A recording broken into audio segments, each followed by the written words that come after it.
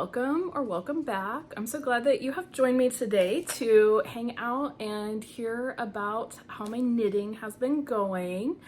So I know this is my famous last words, but I think this is going to be a short-ish one today. I will try not to go down too many rabbit trails because I do not actually have that many objects to talk about. So let's get started. First up, my one and only finished object, which is the Interconnections Cowl, which is right here.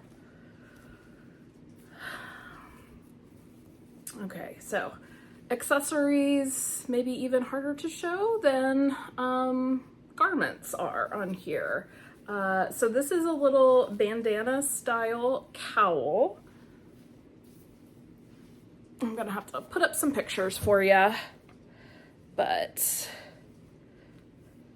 we've got garter ridge and several different mosaic elements. This one, this little pattern,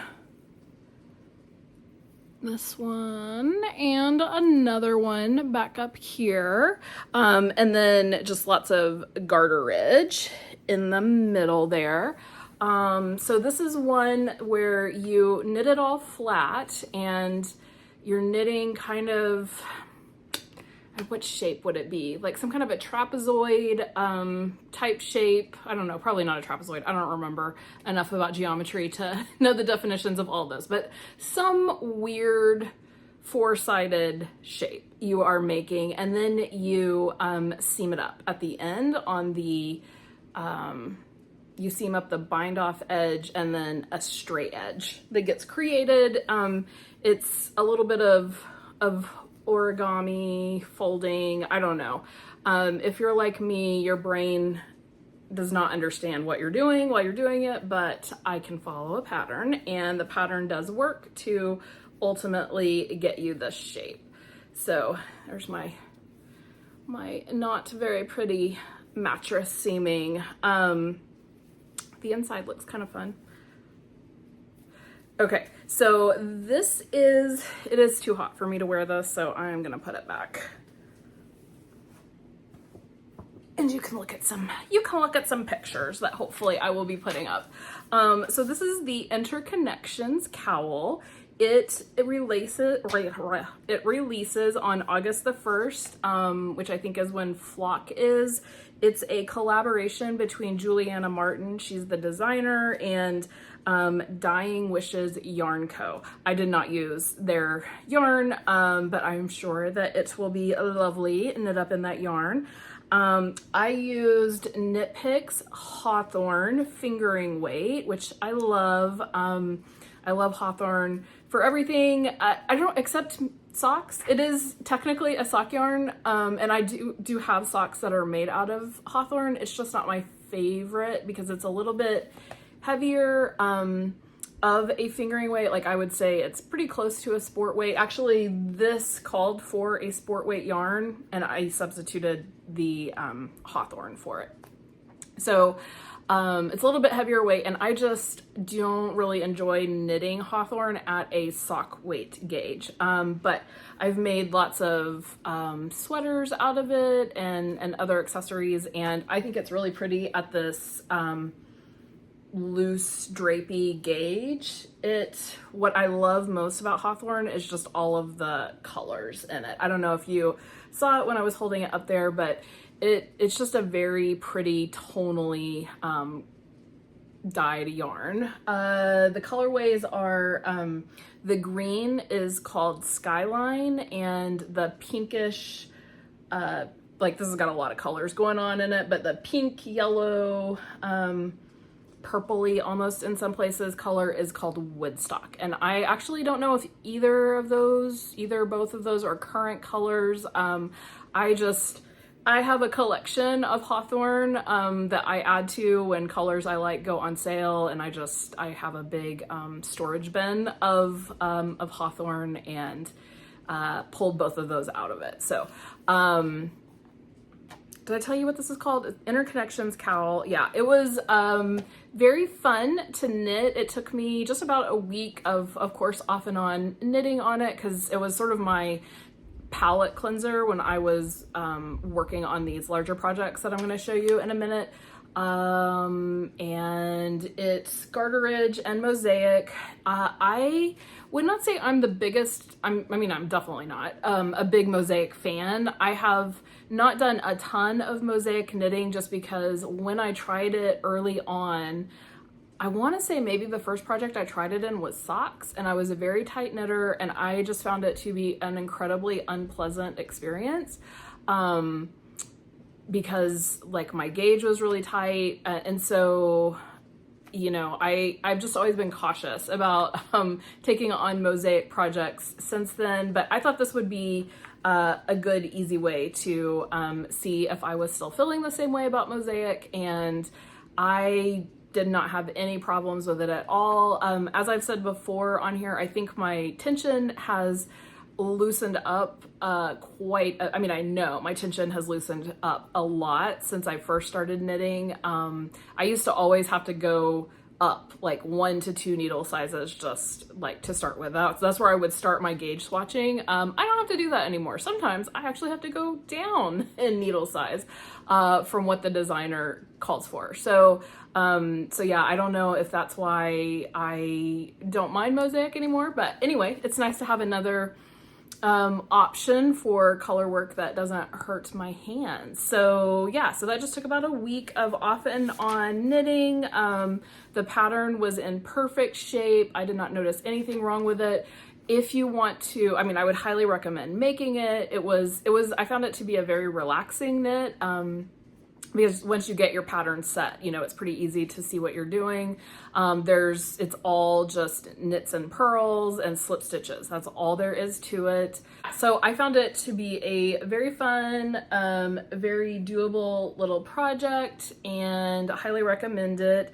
It used just about my full ball. I had a little bit left over, like 4 grams, I think, of my main color, and then it used a little over half of my contrast color. So yeah, if you've got that much fingering weight yarn hanging around, as many of us have just those random sock skeins, this would be a perfect one to use it up in. And I think people will be knitting them. There will be some kind of a meetup, I think, at Flock for those who have already knitted this.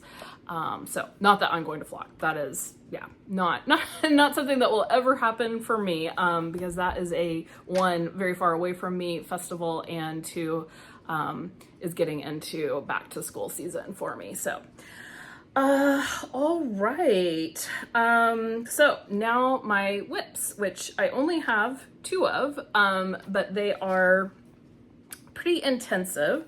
So first up, we have the Kytice Vest, which I am test knitting for Klara Pushin. And I have made quite a bit of progress since last we spoke. My front is completely finished.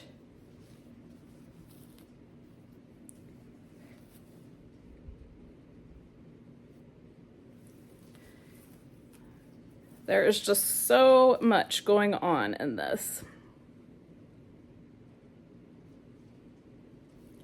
This is the Rusamine. So I have,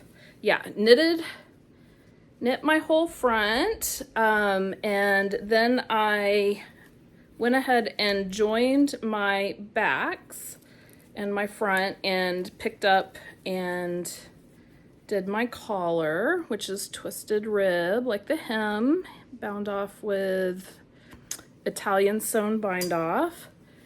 And I have just about 20 rows left on the back body, and then it will go into the twisted rib hem. And once I get that done, I will just need to seam it up and put on my armholes. So let's see what to say about this. Like I said, this is the Kytice Vest. It is in testing. Sorry, my needles keep banging into the tripod. Yeah, it calls for this to be knit in the round, which you will notice mine is not. So I think I talked about last time, you know, I would normally never opt to knit in panels and seam something together, but that seemed preferable to me than knitting all of this reverse stockinette by purling. I decided I would rather have, you know, some knit rest rows every other row on working this than to not have to seam. Like, I would rather knit it flat and seam it up versus knit in the round and have to purl every single round, because that is a lot of purling. Yeah, so I am so far very happy about that choice, feeling good about it, and yeah, not that much more to go on this one really. I think I should have this finished by the end of the weekend, I would think, as long as, you know, nothing terrible happens. This project has continued to be a little bit frustrating just because there have been some errors in the pattern. I have not had to like frog and re-knit anything that wasn't my own fault. I think I told you guys last time that I had to frog from like I was all the way down to probably right here when I realized that I had completely missed that I was supposed to be making these stitches as I was going down. So I had to rip out from here to here and redo all of that. So basically from where I started doing increases for the sides, I had to rip from here to there out.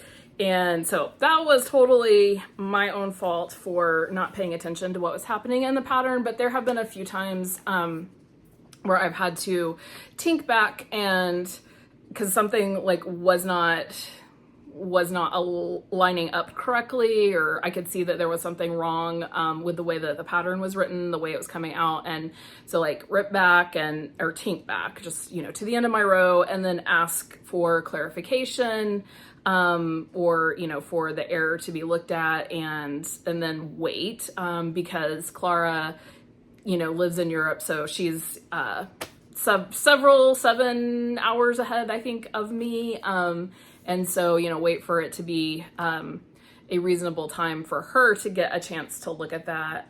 Anyway, so I've definitely been glad that I have other projects because I have to pick that one up and put it down and pick it up and put it down as the testing process allows, which is not my favorite. Like, I definitely prefer this kind of testing experience where the pattern is perfect to start with, and you're really just making sure that those instructions make sense and that everything comes out as expected.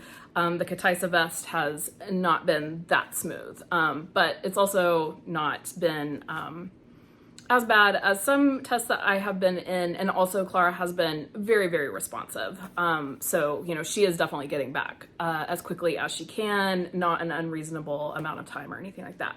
And I do think that the vest is going to be stunning. Like, I think all of those special stitches, and hopefully my embroidery doesn't mess it up, because there is some embroidery that still is going to need to be done. And I hope that I can do that justice. So I'm a little worried about that, but yeah, I think it should look very pretty, and hopefully I will think that it is worth it in the end. Yeah, so I am envisioning wearing that over. I have a like chambray, you know, long sleeved, like short, like knee length dress that I'm envisioning wearing it with. We'll see how it looks once I get it seamed up. I'll have to do some outfit try-ons and see what I like it with. Hopefully it's not one that looks terrible once it's on me. That's my other concern. The one vest that I did for Klara several years ago, I love how it looks. It looks so pretty on her. It looks so pretty on the hanger. It does not look that good on me. Unfortunately, it just, yeah, and I'm hoping that this is not going to be another one of those, but it's constructed a little bit differently, so I'm hoping I won't have the same set of issues with it. Okay, so that is the Kytice Vest, and I'll go over more of the like pattern details once I get that finished, hopefully next week. Okay, next up is the Bountiful Sweater. So I'll put a picture up here of what this is going to look like. And I finally cast this on because I wanted to knock some other stuff out. Like I was forcing myself to finish the Interconnections Cowl before I started on the Bountiful Sweater because I didn't want to have 3 test knits on the go at the same time. So got the Interconnections Cowl done and then started swatching for the Bountiful Sweater just this last week. And I had to go on quite the swatch journey in order to finally land on what I was going to do it with. So it calls for a worsted weight yarn, but knit at a DK weight gauge. So it is quite a, I wouldn't say stiff, but it's a much tighter gauge than what a lot of sweaters are being knit at currently. So hopefully this one will hold up well long term, but it does make for, it was an interesting process to get to the right yarn and needle size. So first of all, so true confessions, I did that flops and fails video like over a month ago at this point, and I can still see in front of me sitting in a bag all of those sweaters that I gathered up for that I said that I either need to get rid of them or frog them or fix them. Actually, I don't think I had any fixes in there. I did have one that I needed to fix, but that was not one I showed on there. Anyway, and I have not done any of that until now. I have finally frogged my Ellery cardigan. I'll put a picture of it up here so you can see it. And here's, I still have 2 sleeves and the bottom of the cardigan that have not been completely unwound yet. But all the rest of the cardigan is in this form now.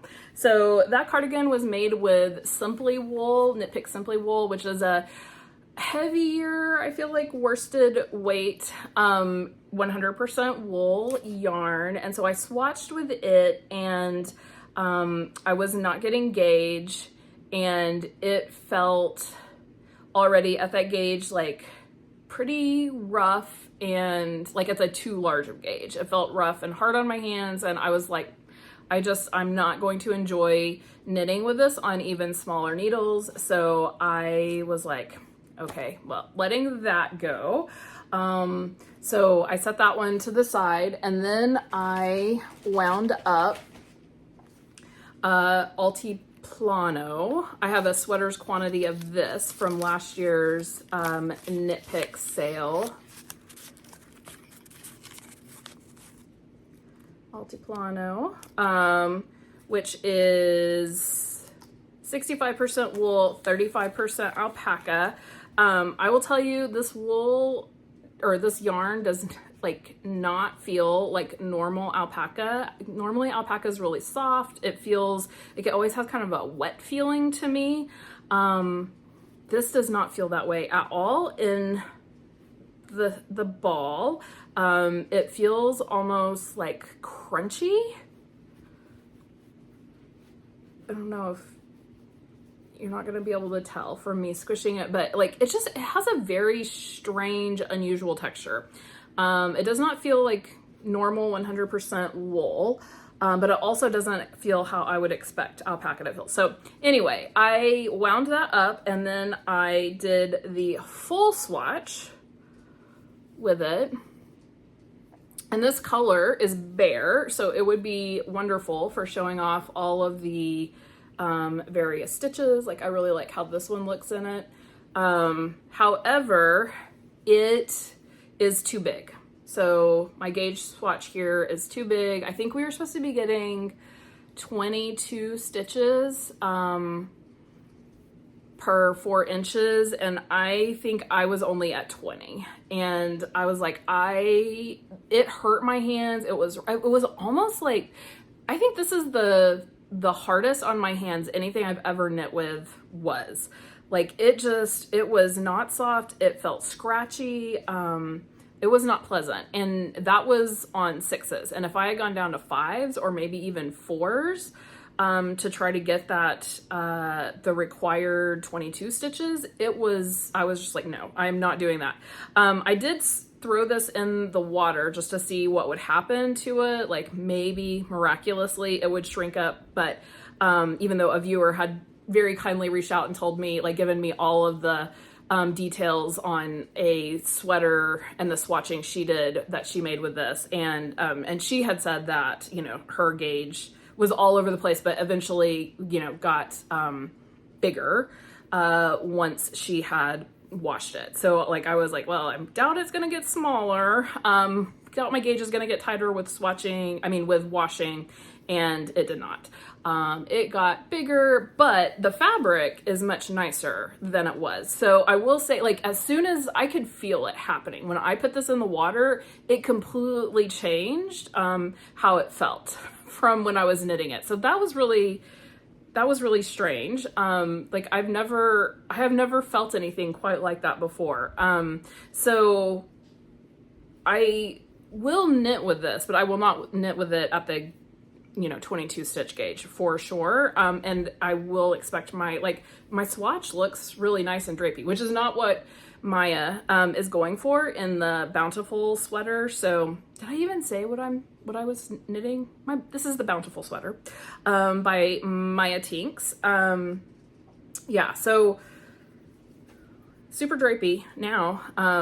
I think that's the alpaca content coming out. So the alpaca does seem to be impacting the drape, but I would not say it is impacting the softness. Or maybe this is just a really rough wool. I don't know I feel like it doesn't say what wool it is.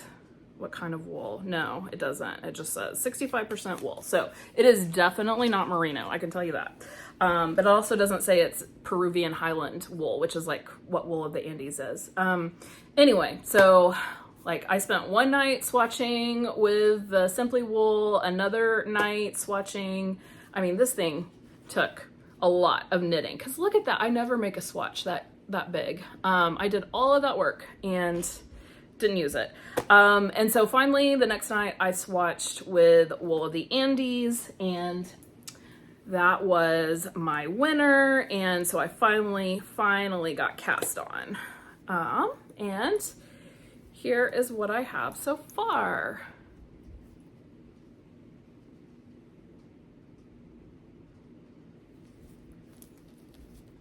This is the back side I'm showing you now. It has this really fun little detail on these are the shoulders. And I want you to look at the lateral braid. I think those are really, really pretty. They are kind of a pain to work. So, and there are apparently a lot of them. I had not like zoomed in and looked at all the details. Like, I just watched Maya's podcast and have seen her making and talking about this, and thought the one that her sample was super pretty. So I was very excited for her to release the test call, and immediately pounced on that. And I do think the lateral braid is super pretty, super effective, but it's just, it's 6 rows, and the one where you're doing the actual braid it's a lot. It's very slow and tedious. So, okay, so how this is worked, you cast on for your back panel, and like out here, and you work short rows to start with.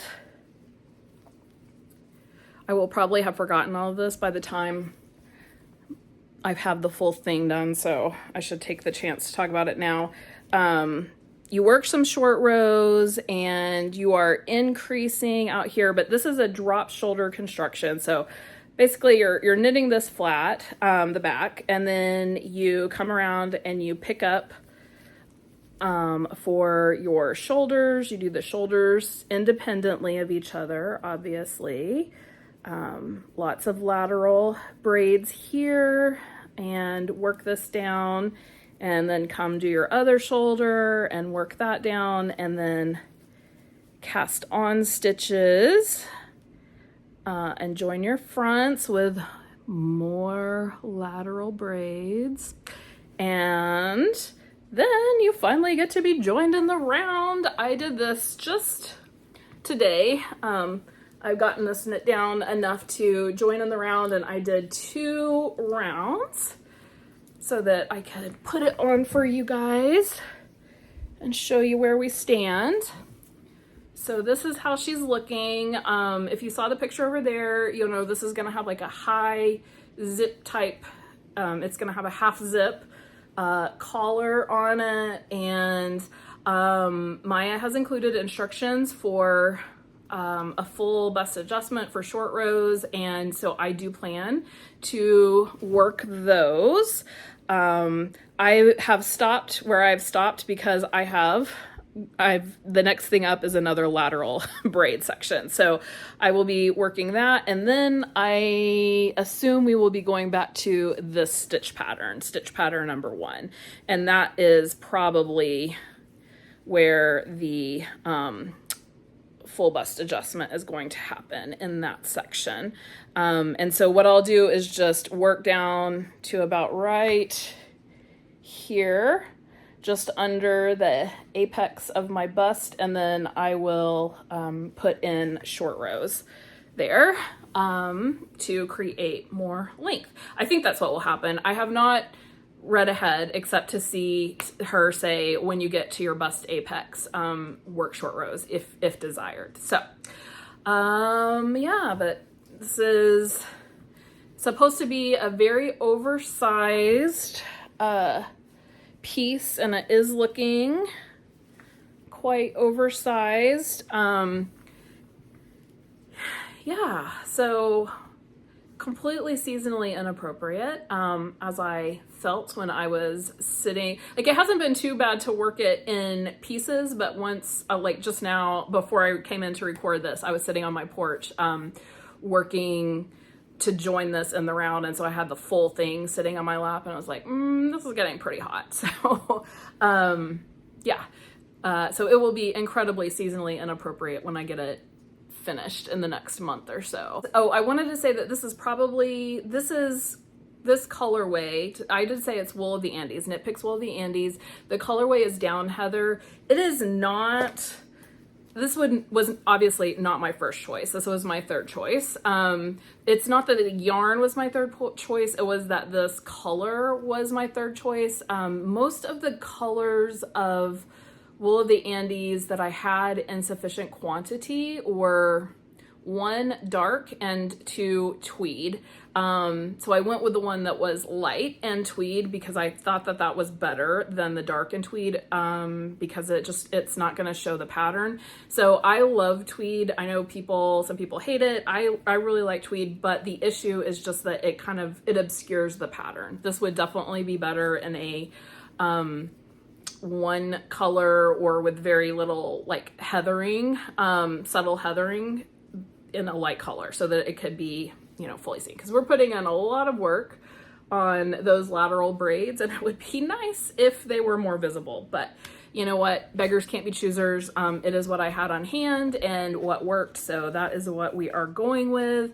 I'm hoping that things will be easier now that it's in the round, because I have messed up a number of times. Like, some of those stitch patterns, they're just hard to see when you're looking at the purl side rather than the front side where the pattern is very clear. So I'm hoping now that things are in the round and I'm always going to be on the front side, I'll be able to see. None of the stitches aside from the lateral braid are hard or tedious. It is 100% just like knits and purls. but it's just, like I said, it can be a little bit hard to see what you're doing when you're on the backside.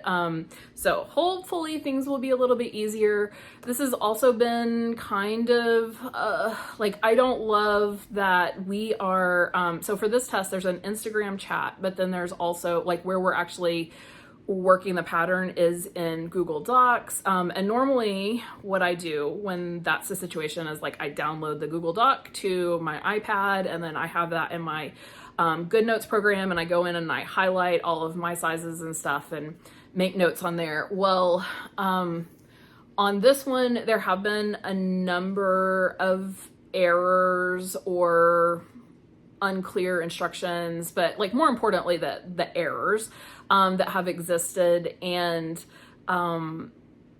like if you've downloaded the pattern, like obviously your pattern's going to be wrong, right? And so you have to go to the Google Doc, and then Maya isn't updating the Google Doc, which sometimes people, like designers, will like silently update the Google Doc, which is problematic. That is not my favorite either, because you know, like then you don't know if you've got to print, you know, you've printed it out or you've already saved it and downloaded it or whatever. Like you're not gonna know unless somebody tells you that the Google Doc has been updated and where those updates are. So it's good that they're being highlighted, but like you have to like read the Google Doc, see that something's highlighted, and then click into the comments and see what Maya has said in order to see that there's a problem. And so basically at this point, like I've realized I can't work on my own, like I can't download the doc and work from that. I need to go into the Google Docs and be working from that. But like, that's just frustrating because you can't mark up the Google Doc. So you have to read line by line and remember, okay, what's my instruction here? And that just creates more potential for pattern reading errors, I feel like, on my part. So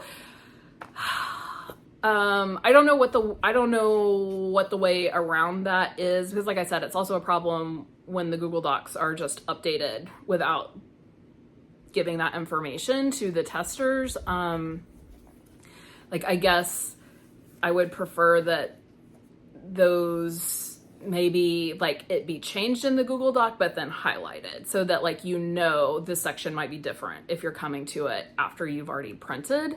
Like I think that would be the best thing. And maybe I just need to suggest that to Maya. Like she's very open to suggestions and stuff, because somebody asked, can you highlight the changes? And I think that's when she started doing that. But yeah, anyway, I just don't always know why people like have the processes that they have in place. So yeah, anyway, but that is going right along. I mean, for only having worked on it a few days, I feel like I have got quite a bit of work already finished. So I am excited. All right. And then I have one last thing to show you, and that is this. So this is my love note, which I knit in 2021. I made it out of Knit Picks Muse fingering and Aloft, held double. This was my first time to work with mohair. Always before that, I'd been like, why would anybody ever do this? Why would you hold, you know, two strands together? Because that just makes it so much more expensive, especially, you know, when I saw the price of mohair. But this pattern doesn't require very much yarn, and so I took the plunge on it, and I think it turned out so pretty. I love this combination so much. Muse is a variegated hand-painted yarn, and this is one with a white base with like blue and pink speckles, and I actually don't know what it looks like knitted up without the mohair because I've never knitted it like that, but it was a really pretty base, and then I just absolutely love it with the mohair. So what did I do to this? Why was I fiddling with something that I had knit back in 2021? So at the time,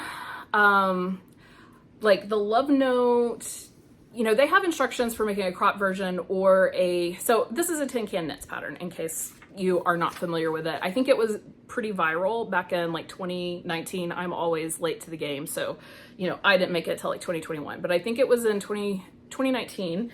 And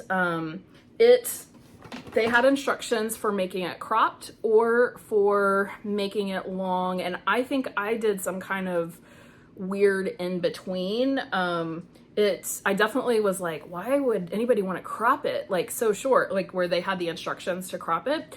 And so I had made mine longer, but I did not make it really full length long because I think I ran out of yarn probably. And so, yeah, consequently, it was too long to wear over dresses, but too short to wear with, you know, with medium or, you know, lower rise jeans, skirts, that sort of thing. And so basically I have not worn this for a couple of years. I think I did try once to wear it with like a belt kind of like tucked up underneath to sort of pull it up a little bit. I don't know if you know what I'm talking about, but like putting like a belt in here and then like letting it tuck over the top of that. The shirt's too short for me to demonstrate that well, but that was, you know, not a great fix. And so I have had this on my radar as like, I just need to fix that by shortening it, right? By cutting out some of the length. But because it was mohair, and I know mohair is supposed to be horrible to frog, I was scared to do that. And I had just built it up in my mind that it was going to be this horrible project. But I decided I was going to put on my big girl pants and got my courage up, and I was planning to freeze it because, you know, that's what you always hear is like freeze mohair and that will make it easier.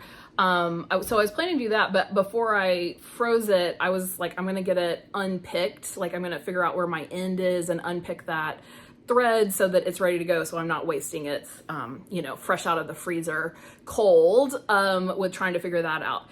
And so I got that unpicked fairly easily, and then was like, I'm just gonna see how bad it is and unpick a little bit of the bind off. And so I did that, and I was like, well, this isn't so bad. So basically I ended up not freezing it. I just unpicked it. And the bind off unpicking was slow. Like instead of normally when I'm unpicking, like I will insert like a tapestry needle or my, you know, knitting needle or something and like yank the thread through. And then you can just like pull the tail, you know, and like unravel everything if you haven't done horrible Italian sewn bind off or something, which I definitely did not. This was just bound off regularly. And so I never did like just pull the tail, like that would not have worked. But like I went through and just with my fingers, like pulled, the loops apart on the end, like pulled the tail out of the loop, and did that all the way around. So that bind off edge, it did take a while. I mean, I want to say it was like, I'm doing a little rewatch of The Sopranos, and I think that was like a full episode, for me to pick around and do that. But then once I got that off, like I did not have any problem, just pulling the tail and, unwinding it. And I just, you know, wound it up in a ball, and it actually wasn't even that ramen-y, not as much as you would expect. And at first I was like, oh, I need to, you know, go in and pick up all the way around. And so I got a sock needle out and was like trying to get all my stitches picked up. And I cannot pick up in a straight line to save my life, like at all. It's just, it looks like somebody drunk did it. And I promise I am fully sober. But I just cannot pick up in a straight line.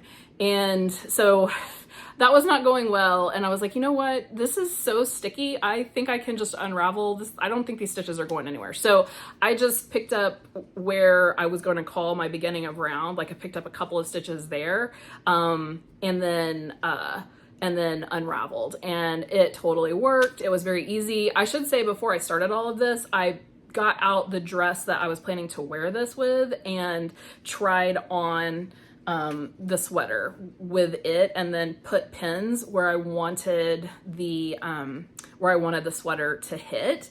And so that was my guide for how far back. Actually, I realized, well, I need to do it like 1 inch higher, because with my gauge changing and everything, I was like, I'm just gonna unravel it like 1 inch higher than I want it and then re-knit my rib. That was my plan. And so that's what I did. Unraveled it. It was basically 4 inches I took off of it.